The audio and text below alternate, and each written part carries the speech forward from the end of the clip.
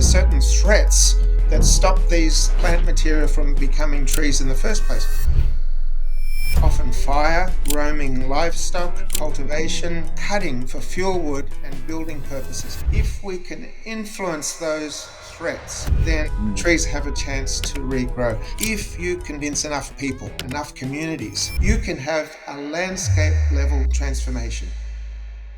When you're coming to a new community, what's some of the biggest challenges? When you're fighting traditions, there's been a long history of cutting trees and farmers patting themselves on the back because that's what their forefathers told them. We have to build relationships. We have to build trust. We have to listen to what people are fearing and spend that time with them to work through those things.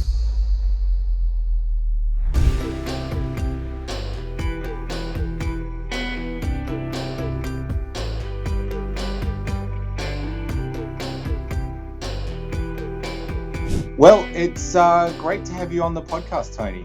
Thank you, Paul. Wonderful to be here. So good to be able to chat with you. And, you know, you've had an incredible journey over your career. And so talk to us a little bit about what drove you to dedicate your life to helping communities restore their land. How did it all kind of start? Sure, I can actually trace it right back to childhood.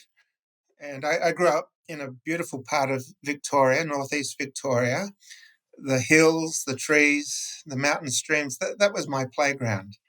So a wonderful childhood with a lot of freedom. But there were three major things that shaped the role that I'm in and the person that I am. And that was the destruction of that bushland that I love so much. There was a lot of bulldozing and leaving of steep hills barren for months, years on end.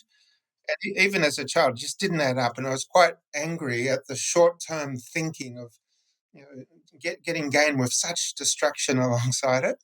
Yeah. Secondly, I was very curious about the world, and I used to read, I used to watch the news, and I became very aware that while I had everything, I never went hungry. There are other children much less fortunate than myself, and that really ate away at me, the injustice of that. So in many ways, as a boy, I was quite angry, but very frustrated. I didn't know how to change the things of the adult world. But fortunately, my mum's faith had a big impact on me, big influence, and it gave me a framework for life that set me on this track.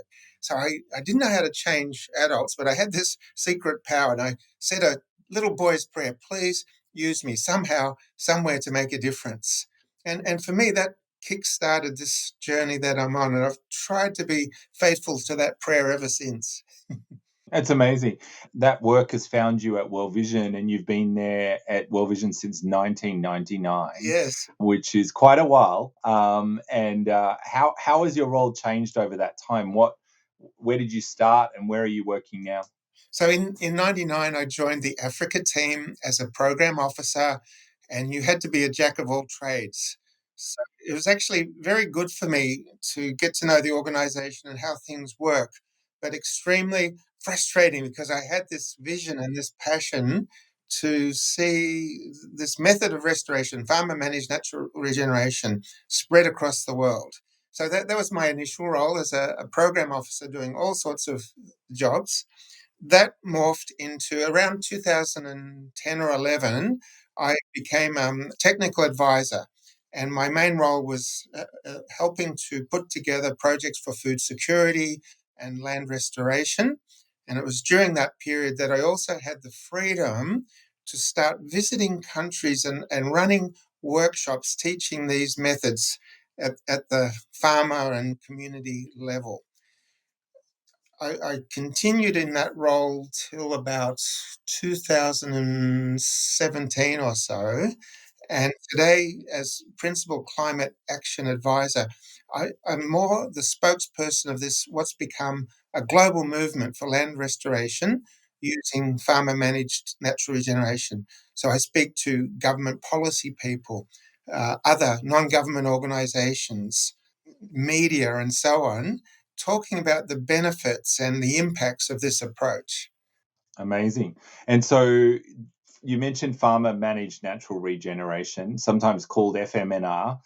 Everyone likes a good acronym in this part of this work. So for anyone who doesn't know what that is, can you explain what FMNR is? So, vast areas of the earth were once forested, and much of this land has been cleared very, very often, and even in some, not all, but in some so-called desert areas, we have what I call an underground forest.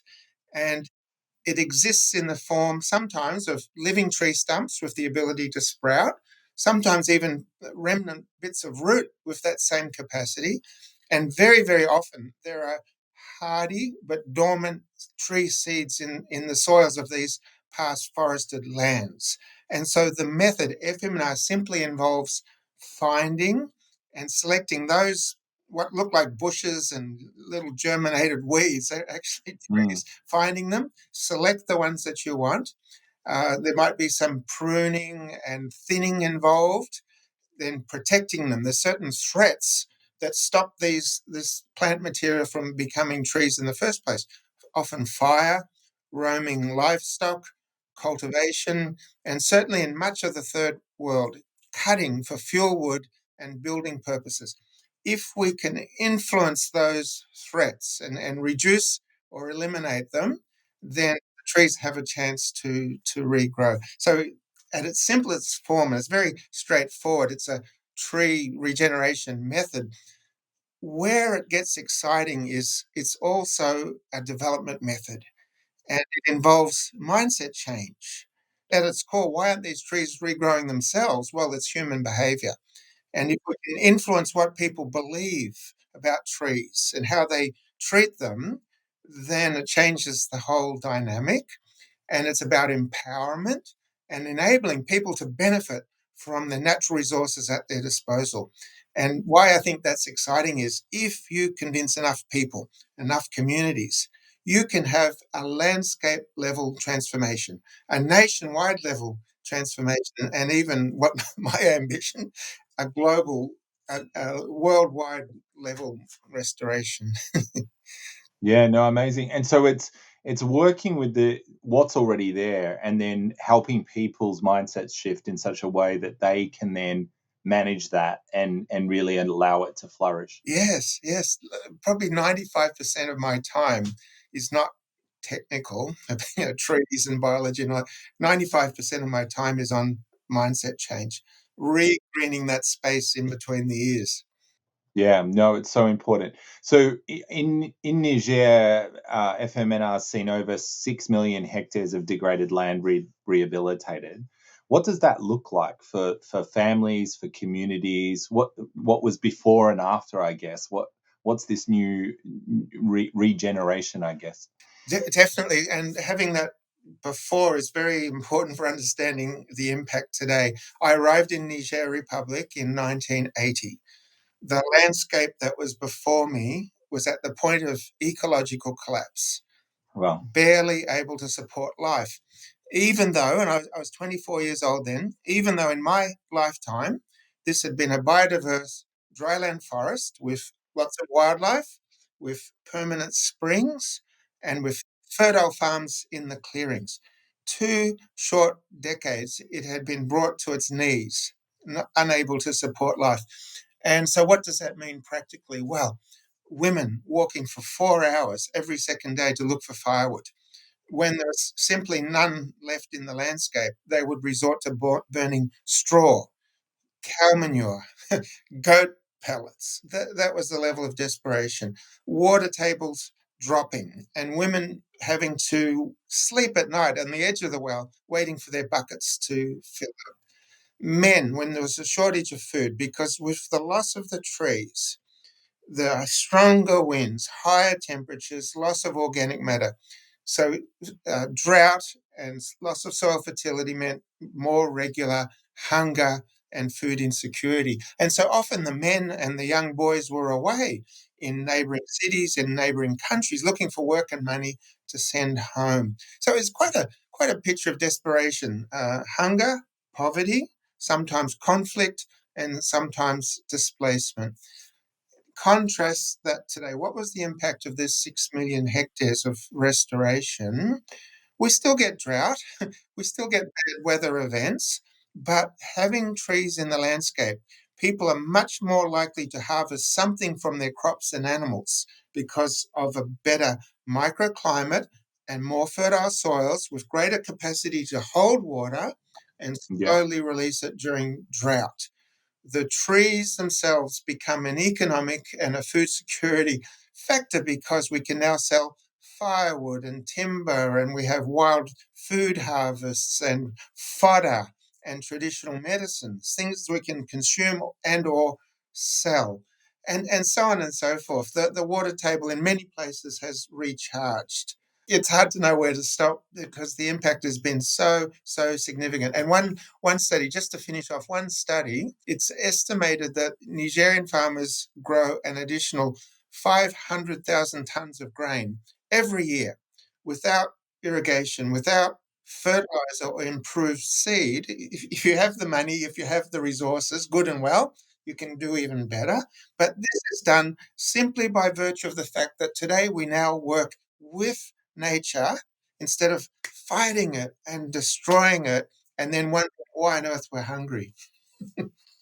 Yeah, I mean, so much of the conversation often is about you've got to make a choice between nature and food systems, and that they're not connected. And you're saying that's the complete opposite.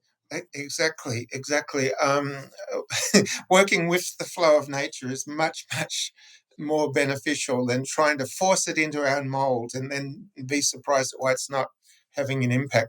Paul, I almost forgot the other big change. You asked, what's the impact, the before and after? You imagine you're an adult, you're a parent, you can't feed your children, put nice clothes on them, even send them to school. You feel like a great big failure in this world. You've failed at the most basic requirement of a parent. And then here comes this simple solution, literally at your feet, that empowers you and enables you to create that future that you want for your children. And so, yes, I love the green, 6 million hectares, tick, wonderful. But actually, the biggest change that I see is this restoration of hope. People reaffirming their dignity and their sense of self worth, their pride, and this great joy at being able to work with nature and the results that that brings people. Honestly, whenever I go back into these communities and I see this joy and this hope, it's very powerful.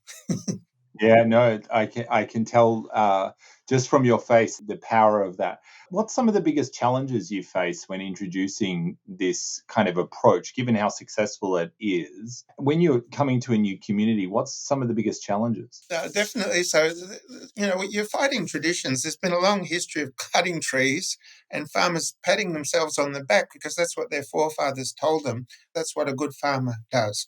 And so I'm fighting against fears and against false beliefs about trees. And the fears might be, oh, these trees will mean reduced yield. There'll be shading of my crops and my pasture. I'm already poor.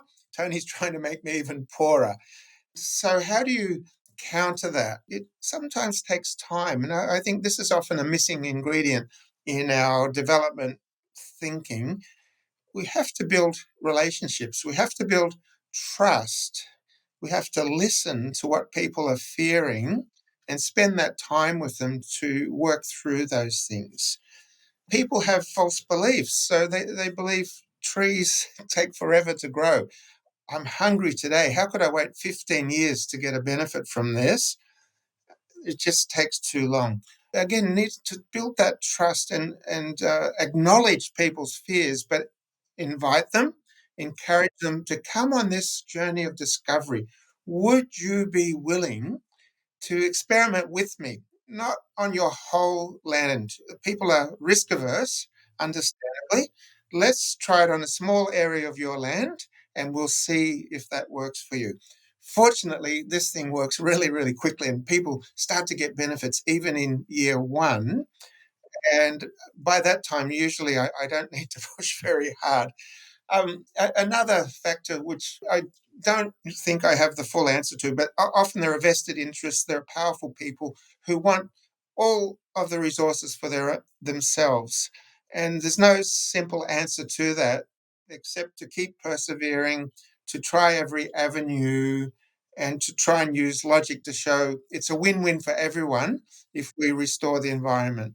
No, absolutely. So This land restoration through FMNR, how would you say, so describe to us a little bit how it contributes to the fight against climate change as well. We've talked about how it helps the community, but how does it help, us address climate change? One of the things I love about this thing, and it really is so simple, I already described how you do it, but there's no real downside. It's a no regrets technology, and usually it's win win win all the way down, including for climate change. And so, as anything green, as it grows, let alone trees, it's going to be drawing down carbon dioxide from the atmosphere. And if I take Niger, for example, when it was 5 million hectares, every hectare is sequestering around 1 ton of CO2 per hectare per year. And multiply that by 20 years, and you've got 100 million tons. Now, that's an extreme case. Low rainfall, poor soil, farmland, so you don't have a dense forest. In Ethiopia, where we did this with better soil, better rain, and forest setting, we were sequestering around 12 tons per hectare. So it can have a very big direct impact on mitigation, but it doesn't stop there. As the trees grow and they're adding diversity, it's helping people to adapt. Maybe my crop fails this year because of severe drought, but I can always harvest some wood or some tree product and eat or sell that product. And at the same time, it's buffering those extremes in climate, lower temperatures, lower wind speeds. Some of these trees are actually drawing moisture up through their taproot and leaking some of that moisture through their shallow roots, effectively drought proofing the nearby crops. So it helps people to adapt to these extreme conditions. This work is pretty amazing, and you've had some incredible recognition, including winning the Right Livelihood Award. What do some of these accolades mean for scaling this work globally? How have they helped in really bringing attention to this important work? Certainly. So, first, I want to say I don't do the work for the awards. That's sort of icing on the cake. But the real reward is the joy in people's faces when you see the impact that's having on them. And secondly, the true heroes aren't Tony. The true heroes are the farmers themselves who took a risk with this white guy and went against the norms of their society, experimented with it, and then had the generosity of spirit to share that knowledge with their neighbors. So I just wanted to put that on the table. In 1999, when I joined World Vision, there was practically zero awareness of FMNR in World Vision, but even on a global scale. These awards, why I love them, is they legitimize FMNR. They give it a profile that it didn't have previously, and they flung open doors. Oh, Mr. Rinaudo, and I don't look for this. Titles don't mean anything, but Mr. Rinaudo, please come in here.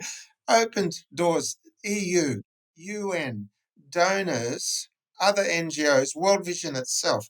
It's given me an audience and a legitimacy that didn't exist before. And particularly that one that you mentioned, the Right Livelihood Award, since 2018, we're on a whole new level, whole new plane for the adoption and spread of FMNR globally. I mean, sometimes that recognition, is, even though the work speaks for itself, that recognition really elevates it and enables that conversation and more people to pay attention, which is great. So when you think about the future and you think about future of climate action, of these kind of community-led solutions, what gives you the most hope? I get to speak to audiences around the world, and often the most common remark that comes back to me is, "This is a story of hope." And I get the general sense people feel pretty down, pretty hopeless about the global situation with climate and politics that's going on. And here's this story of hope. So the biggest encouragement I get is from the Niger story itself. And if I build the context a little bit for you, if you were a strategist and you wanted to have a global impact on climate and environment, I assure you, Niger is the last place you would choose. Edge of the Sahara Desert, extremely harsh climate, one of the poorest countries in the world, And certainly at that time, no government support for this. It had lots of other things occupying its mind at that time. And who did I work with? The most marginalized, the poorest, the most risk averse people on earth. And yet they're the champions who affected this transformation across 6 million hectares, doubling crop yields, increasing incomes, security, and so on and so forth. That gives me so much hope. If those people there, under those extreme adverse circumstances, could achieve so much, then we in the West, with our knowledge, our wealth, our technology, we in the West have absolutely no excuse. And there should be no reason for living in this hopelessness where too many people just given up. It's too hard. It's inevitable. No, if those people can have such a victorious impact, then we have no excuse. Yeah, no, absolutely. I mean, and it's an amazing story, and so important for people to. How do they find out more about FMNR? Where can they go to find out more about the work that you're doing, about where and how this might, I guess, be something that they could engage in and utilize in their situation? Please go to our website. It's very, very simple. And I guess you can put up a link later. Yeah, I'll put some links. Yeah, FMNR Hub. Okay. FMNR Hub. Yeah. Perfect. And there's resources there. And I think, Tony, you've written a book as well, haven't you? Yes. So on the Hub side, there's manual in English, French, Spanish, and Burmese. There's free online training, so it's self-led, but it's a series of tutorials and exercises. So also available in those three main languages, and many other resources there. In terms of the book, yes, Paul, thank you. So during lockdowns, I never thought I'd write a book, but I had no excuse during lockdowns, and I wrote a book called The Forest Underground, my autobiography. In addition, following the Right Livelihoods Award, I met Oscar Award winning filmmaker Volker Schlondorf. And he was so astounded to hear this story. He said, Tony, surely with such impact, you must have followers all around the world. And back then, that wasn't the case. And I said, Volker, it's not so easy. And the guy was 80 years old at that time, but he banged the table and he said, well, we'll have to do something about that. And together for the next months in 2019, for months on end, we were together traveling around various countries. And he made a documentary film called The Forest Maker. So Oh, wow. if you can access that, and I think it would be on Amazon and other popular outlets, I highly recommend that. It really gives a visual picture of the changes, but the transformations in people's minds and the impact. Well, thank you so much for joining us on the show, Tony. It's a pleasure to have you, and this work is so important, and it's infectious to be able to, talk to you and hear about the stories and the work that you've done. Thank you. It's been a pleasure.